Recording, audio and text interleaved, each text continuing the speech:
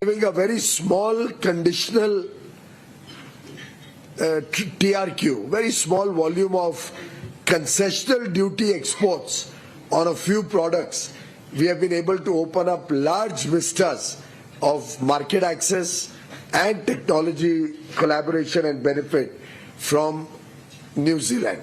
In fact, we visited some of their farms where kiwis are produced. Many of them are run by our own hard-working farmers from Punjab and Uttarakhand. And I was amazed to see the quality and productivity. And they have assured to come down to India and help India gain similar productivity and technology benefits for our kiwi producers, for our apple producers, for our honey manufacturers and other agricultural products, including dairy. Friends, we have been very sensitive to protect all the sectors like farmers' interests in rice, wheat, dairy, soya, and various other farmer products, agricultural products, which have not been opened up with any access. We have also been very conscious of ensuring that our MSMEs and our startups, innovators get big opportunities in New Zealand. It's a win-win agreement, and I can assure the people of India that under Prime Minister Narendra Modi's very, very focused approach and guidance towards making India a greater player on the world stage, making India's industry, farming sector, agriculture sector and services sector an international player of relevance.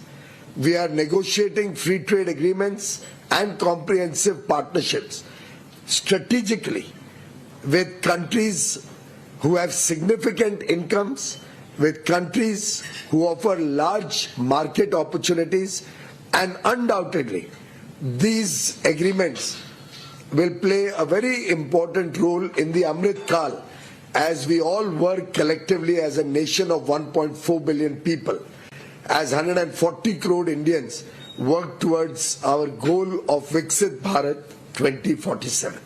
Thank you. Thank you, sir. We'll take questions now. Please raise your hand, introduce yourself, and then ask one question per person to begin with. We begin with Sumita. You raise your hand first. On the New Zealand. Sorry, India New Zealand FTA. Congratulations, sir. I'm Sumita from ET. Now, just want to understand a bit more on the commitment of investments of $20 billion that New Zealand has pledged over the next 15 years. Which sectors is New Zealand sort of prioritizing as far as these investments are concerned? Thank you. You want to give them some information on that? Thank you. They are investing 20 billion over 15 years. Broadly, it is going to be in the area of manufacture, infrastructure, but we have left it open to them to decide which areas they would like to pursue as the time evolves. Incidentally, just want to clarify that this $20 billion we must see in the context of the size of the New Zealand economy. So far, in the last 25 years, New Zealand has only invested $70 million, 70 million.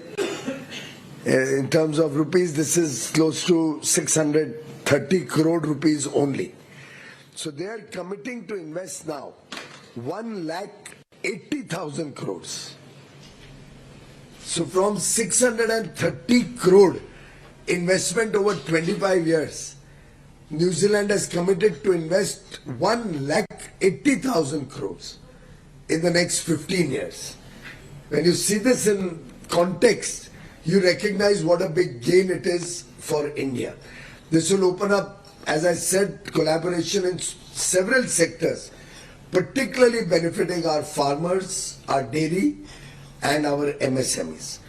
At the same time, I want you to appreciate that this will include investments in education, in sports, in service sectors, opening up large opportunities for our youth and opening up for us training facilities, skill development, and many other areas which will really help our youth, men and women, our youngsters.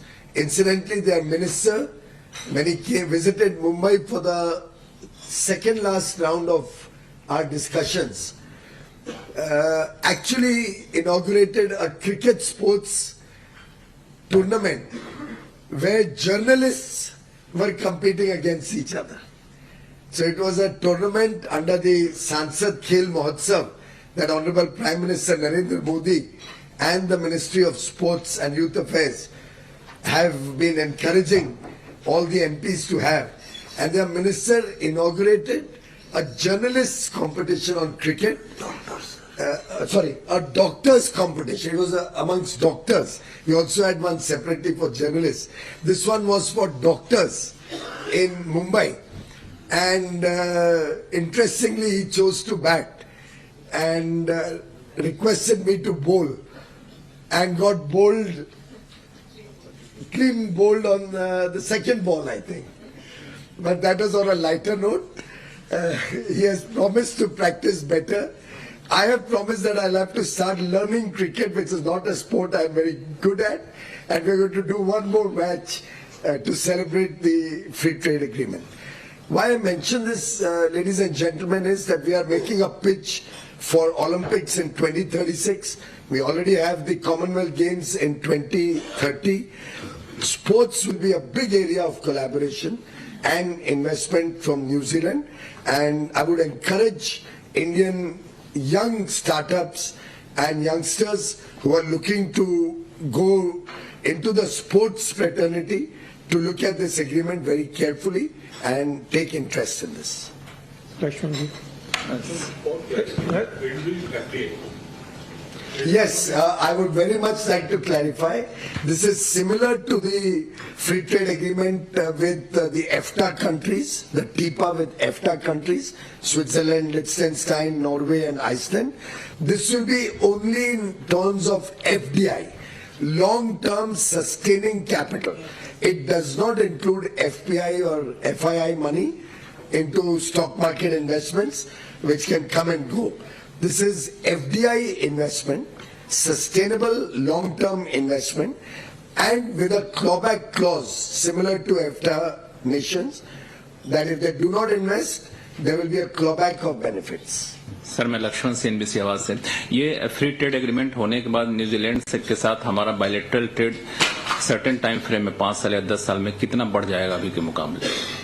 5 साल में आज के दिन जो निर्धारित किया हमने सोचा है कि आज के ट्रेड को हम डबल करें, गुड्स और सर्विसेज दोनों में, यानी $5 बिलियन तक लेके जाए बायलैटरल ट्रेड को, द्विपक्षीय व्यापार को।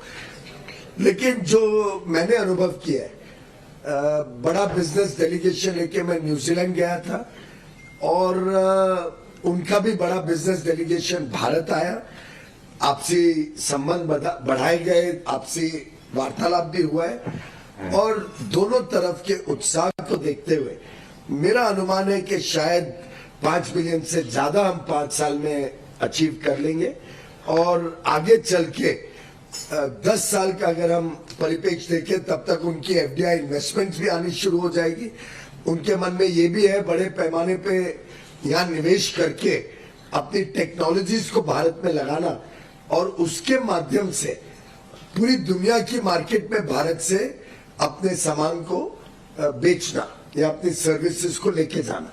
तो न्यूजीलैंड के द्विपक्षीय व्यापार में तो बढ़त आएगी, लेकिन इसके कारण बाकी देशों में भी हमारा निर्यात बड़े पैमाने पे बढ़ेगा। Amity. Hi sir, Amity from the business line.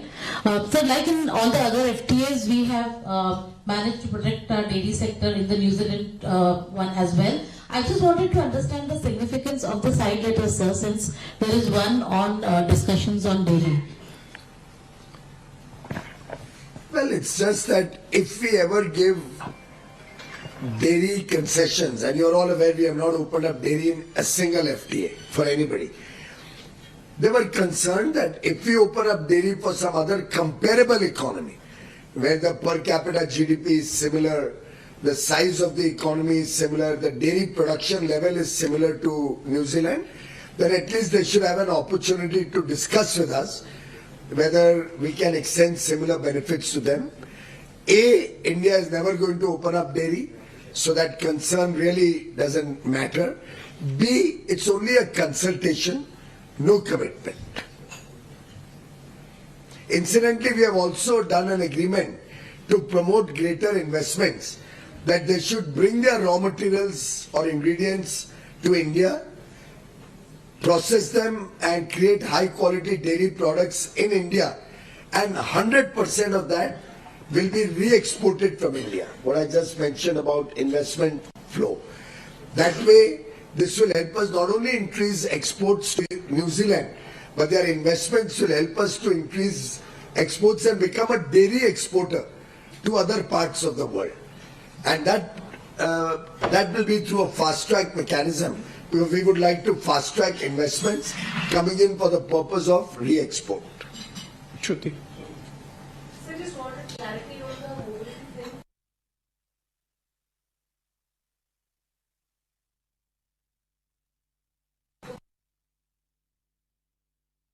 About the benefits of the free trade agreement with New Zealand, a 20 billion investment over 15 years, especially with regard to core strengths, and also trade being carried out on several electronic as well as defense trade also put into place. Education and pharma has also come into play as well. The FTA will play a major role in Amrit Kal, is what Piyush Goyal is saying, and it's a win-win situation for both the countries.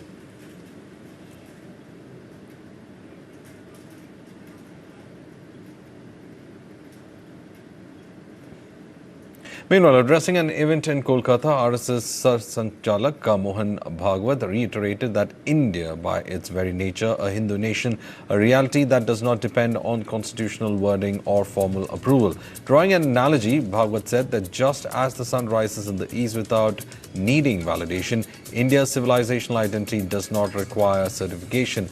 In the event, Bhagwat said that anyone who considers India as their motherland, respects the Indian culture and takes pride in the contributions by their ancestors forms the foundations of the nation's Hindu character. Bhagwat underlined that the belief represents the ideological core of the RSS. On the debate over adding the term Hindu Rashtra to the constitution, Bhagwat maintained that the Sangh is different when it comes to the terminology, asserting that the identity is rooted in lived values rather than written labels. Whether Parliament chooses to amend the constitution or not, he said, does not alter the nation's essence. Bhagwat also clarified that birth-based caste hierarchy is not central to Hindutva, stressing that the concept stands for cultural unity, shared heritage and social harmony rather than exclusion.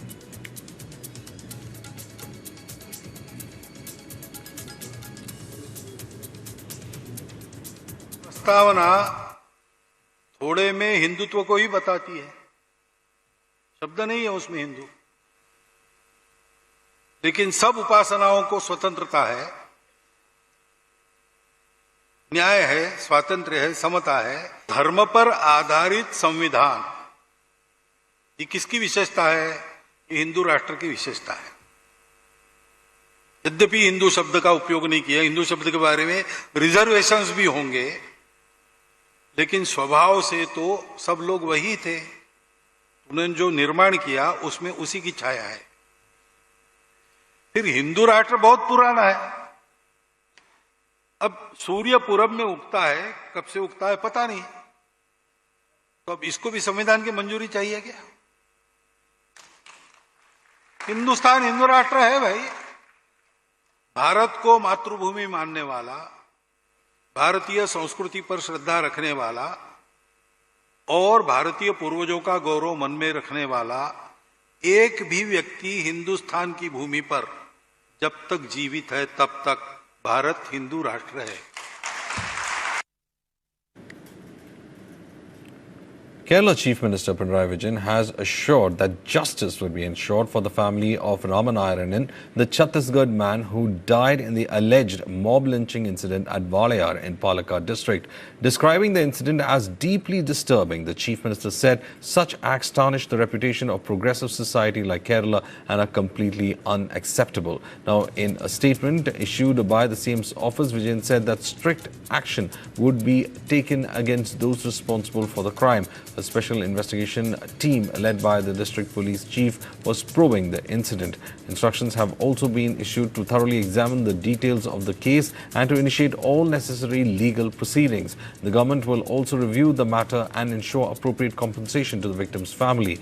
He also said that collective vigilance should be there to prevent recurrence of such incidents in the future. The Chief Minister's remarks came a day after opposition Congress and the victim's family demanded compensation on the investigation under stringent laws, including that of the SEST Prevention of Atrocities Act. The brother of the 31-year-old deceased man told reporters that the family would not accept the body until the demands are met.